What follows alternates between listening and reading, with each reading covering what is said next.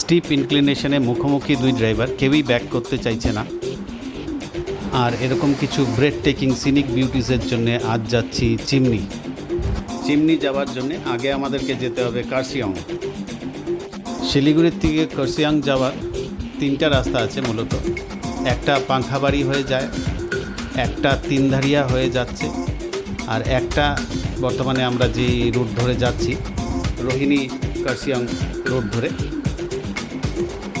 এই রুটটা moderately steep. যারা পাহাড়ে চালায় তাদের জন্য তো কিছুই না, তবে যারা চালায় না তাদের কাছে একটু চ্যালেঞ্জিং মনে হতে পারে।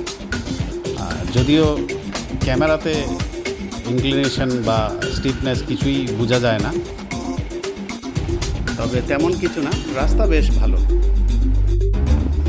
এই একটা জায়গাতেই একটু রাস্তাটা ভাঙা আছে। আমি নিজের সম্বন্ধে বলি, আমি এরকম একটা হিলি এরিয়াতে বড় হয়েছি ছোটোবেলার থেকে। আমরা কিন্তু সাইকেলটাও ছোটোবেলার থেকে দেখিনি, কোনোদিন চালাইনি। আমি লেট 30s বাইক চালানো শিখেছি, তাই আমি এক্সপার্ট না, কিন্তু কোনো রকমে ম্যানেজ করিনি। যার ক্যামেরার থেকে প্রেজেন্টলি ভিউটা ক্যাপচার হচ্ছে সে আবার বাইকটা বেশ ভালো চালায়। এই পৌঁছে গেলাম কার্শিয়ং, আর সাথে সাথে এই আইকনিক টয় ট্রেনের দর্শন হয়ে গেল।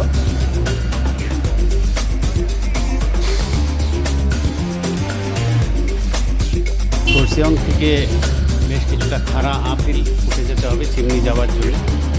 তার মধ্যে এই গাড়িটা ডান দিক বাদিক কী করছে জানি না। ডগিগুলি ছোটাছুটি করছে রাস্তার মধ্যে।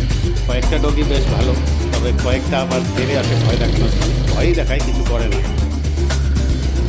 এখানে স্টিপ আপিলের মোড়ের মধ্যে ঠিক গাড়িটা দাঁড়িয়ে আছে, কেন দাঁড়িয়ে আছে জানি না। সামনের বাইকটাকে পাস দিয়ে দিল। আমি ভাবলাম পাস দেওয়ার জন্য দাঁড়িয়ে আছে, আমিও বেরিয়ে যাই, কিন্তু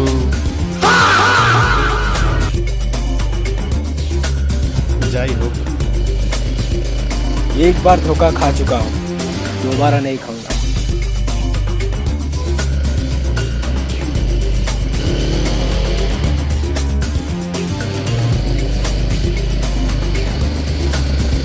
এখানে রাইট সাইডের আপহিলটা চলে যাচ্ছে ডাউহিলের দিকে, আর সোজা চলে যাচ্ছে চিমনির দিকে।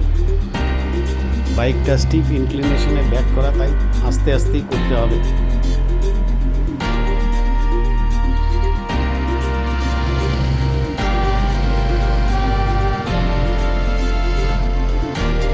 ব্যাস অলমোস্ট চলেই এসছি আমরা চিমনি।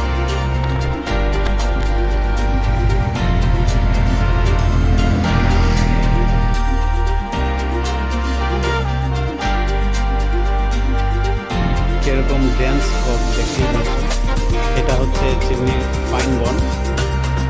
একটু দেখিয়ে দিচ্ছি, 4-5টা ক্যামেরা ঘুরিয়ে একটু দেখিয়ে দিই।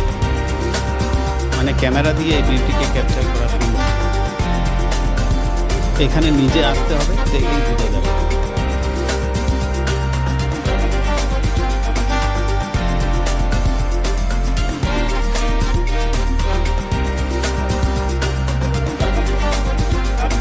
ভিজিবিলিটি দেখতেই পাচ্ছ কেরকম। এখন আমরা ডাউনহিল যাব, তবে এখনই কিন্তু সোজা বাড়ি ফিরে যাচ্ছি না।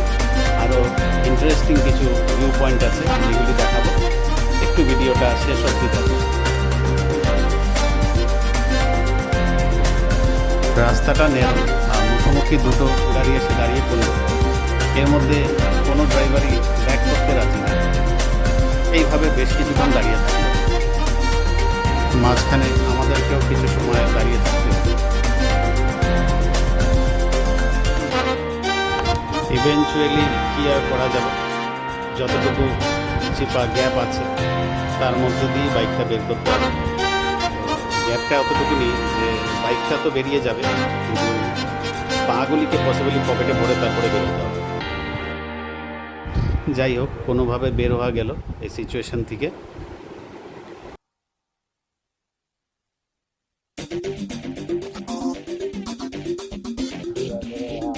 একটু নিচে আসতেই আবার ডেন্স ফগ নেমে আসলো। ভিজিবিলিটি প্রায় 0, কিছু দেখাই যাচ্ছে না। রাস্তাটা যে কোন দিকে বেন্ড হচ্ছে সেটাই বলা যাচ্ছে না।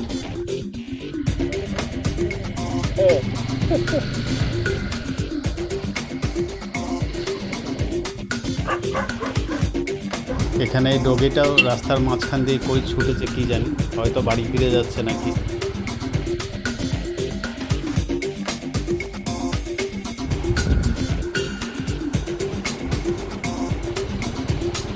দেখো ভিজিবিলিটিটা জাস্ট ফলো করো।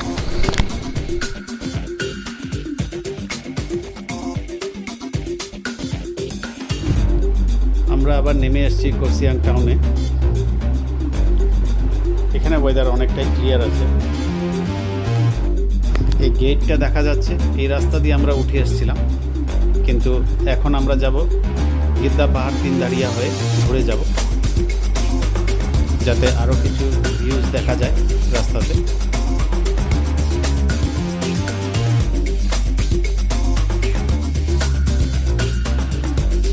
এই চলে আসলাম একটা ওয়াটারফলে, কি সুন্দর লাগছে দেখো।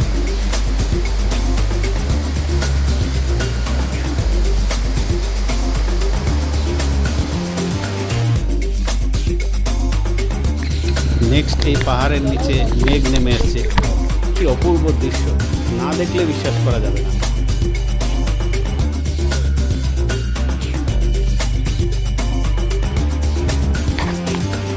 নিচটা কিন্তু অনেক নিচু খাদ,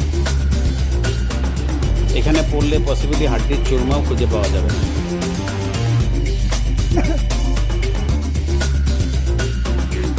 ফলো করে দেখো, তলাটা তো দেখাই যাচ্ছে না কত নিচু আছে, মেঘে ঢেকে আছে। But all good things come to an end, আমাদেরকেও এগিয়ে যেতে হবে।